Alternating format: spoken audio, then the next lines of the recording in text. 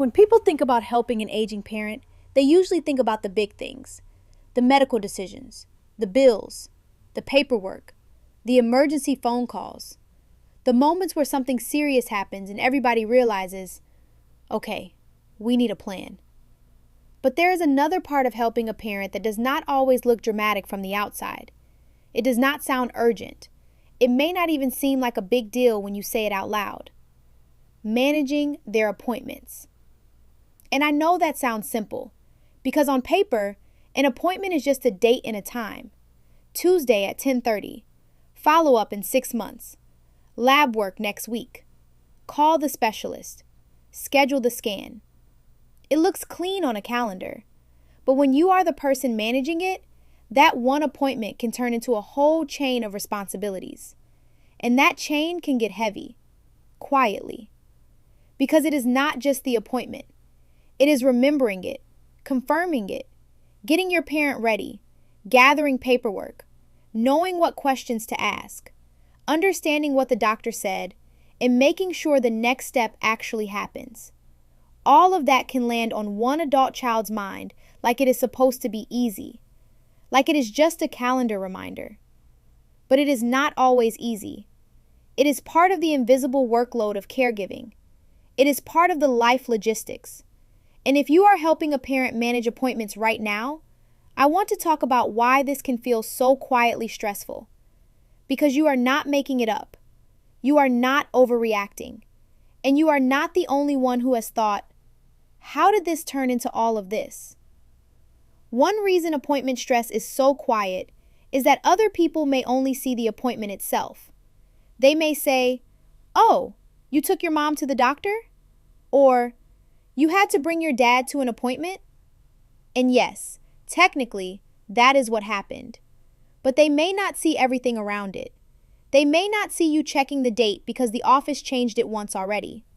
They may not see you looking for the insurance card, remembering which medication was stopped, or asking your parent, now, what exactly did you want to ask the doctor? And your parent says, I'll remember when I get there, which sounds peaceful, until you are sitting in the exam room and nobody remembers. They may not see you leaving early because the parking lot may be full, the office may be hard to find, your parent may move slower that day, or every hallway in the medical building may look exactly the same. And now the appointment has not even started yet, but your brain has already been working for hours. That is the part people do not always understand. For the person managing the appointment, the stress often starts before the visit. Before the appointment, there is preparation. You may need to confirm the time, write down the address, check for forms, find the referral, update the medication list, make sure the insurance card is current, and make sure your parent has their ID. If your parent has several doctors, it can feel like you are managing a small medical office from your kitchen table. At some point, it is not just appointments. It is a system. And if there is no system, it becomes your memory. That is where the stress really starts to build. Because if all the appointment details are living in your head, then your head becomes the calendar, the filing cabinet, the reminder app, the medical note taker, and the customer service department. That is a lot for one brain, especially when that brain also has its own life, its own bills, its own appointments, its own worries, its own body saying, excuse me, I also live here. Then you get to the actual appointment. And this is where another kind of pressure begins. Because during the appointment, you are not just sitting there. You are listening, watching, trying to understand, and trying to decide when to speak up and when to stay quiet. And that balance can be tricky. Because you want to help, but you also do not want to take over. You want to respect your parent, but you also know that something important might get left out. Maybe your parent says, I'm doing fine, and you are sitting there thinking, are we using the same definition of fine? Because you know they were dizzy last Tuesday. You know they have been more tired. You know they said something hurt, but now suddenly, in front of the doctor, everything is not too bad. This is where you can feel caught in the middle. You are trying to be respectful without missing the full picture. That is emotional work, and it takes energy. Then the doctor gives instructions. Maybe there is a medication change, a test to schedule, a referral to follow, or a message to send if something happens again. Maybe it all makes sense in the room, but by the time you get to the car, both of you are trying to remember exactly how they said it. Then comes the after-appointment work, because the appointment does not really end when you leave the office. That is when the next part begins. Now you may need to schedule the next visit, pick up a prescription, call another office, wait for test results, update a family member, write down what was said, and help your parent understand the instructions. You may need to figure out what needs to happen today, what can wait, and what absolutely should not be forgotten. Sometimes, the after-appointment work is more stressful than the appointment itself, because now you are holding the next steps. And if those next steps do not happen, it can feel like it is on you. That is the quiet pressure. Not just going to the appointment, but carrying the responsibility of what comes after it. This is why appointment details need a place to live outside of your head. Because the more appointments your parent has, the more unrealistic it becomes to remember everything by memory. Dates can get mixed up. Doctor names can blur together. Instructions can sound similar. Papers can land in different places. One office may say one thing, another office may say something else. And before you know it, you are trying to rebuild a medical timeline from sticky notes, voicemails, patient portal alerts, in memory. And listen, that is a hard way to live.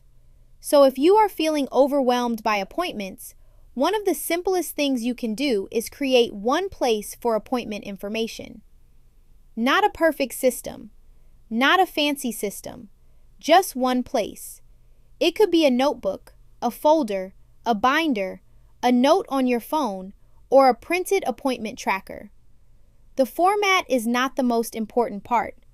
The most important part is that the information has somewhere to go.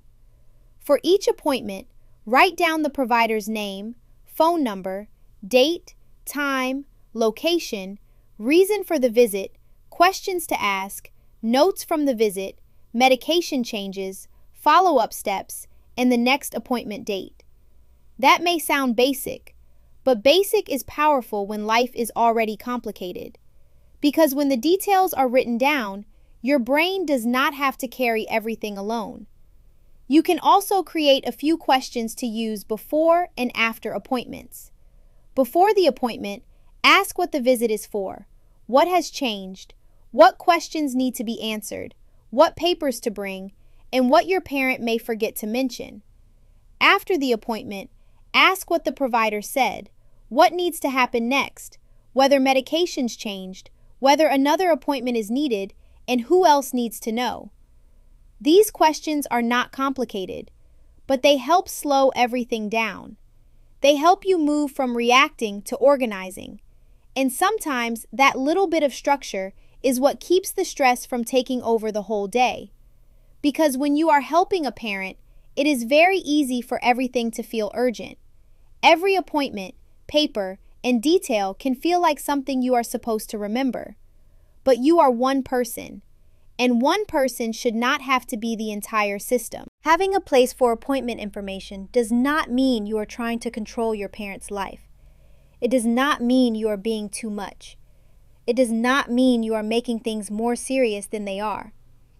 It means you are trying to make important information easier to find, easier to understand, and easier to act on. That is not control. That is care.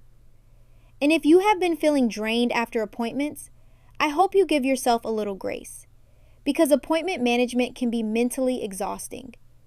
You are not just driving someone to a building. You are paying attention, listening for details, noticing what may be missing, thinking ahead, and trying to protect your parent's dignity while making sure nothing important falls through the cracks. That is a lot, and it can wear you down. So maybe the next step is not to organize everything. Maybe the next step is just to start with the next appointment. One appointment, one place for the details, one small system that says, we are not going to keep all of this in our heads anymore. Because the goal is not perfection. The goal is relief. A little more clarity, a little less scrambling, a little less trying to remember what was said 3 appointments ago. When appointment details have a place to go, your mind does not have to carry all of it alone. And sometimes, that is where the quiet stress starts to soften. Helping a parent comes with a lot of life logistics. Some are obvious, some are hidden. And managing appointments is one of those hidden responsibilities that deserves to be named. Because once you can name it, you can start building a better way to handle it. One appointment at a time. One note at a time. One less thing floating around in your head. And that is a meaningful place to begin.